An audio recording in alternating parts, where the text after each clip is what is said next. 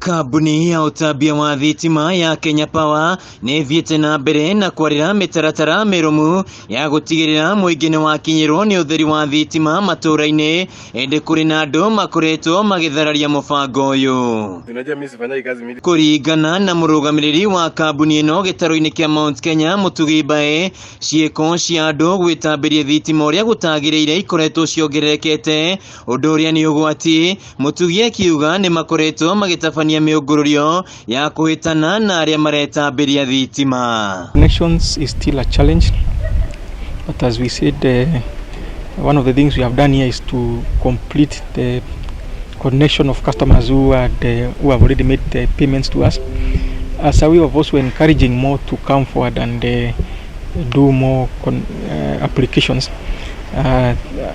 to tame on the mushrooming of the illegal lines. Kwa ihinda rĩrĩ kũrĩ na macira 17 marĩa marathiĩ na mbere igoti-inĩ kumana na ũici wa indo cia thitima cia kambuni ĩno ta transformer kaunti-inĩ ya Kirinyaga. We have done a number of arrests. Right now we have 17 ongoing cases within Kirinyaga, court cases that we hope will act as a deterrence, because as we know, illegal lines, one risk is banning the transformer.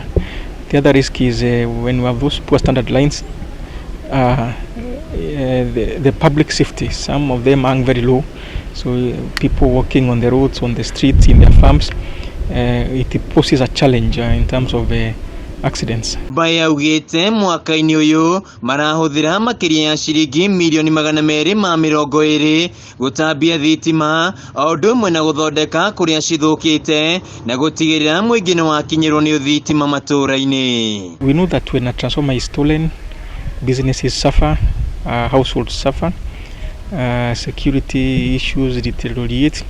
So it is not just in our interest but also in the interest of the public. And we are looking at more collaboration.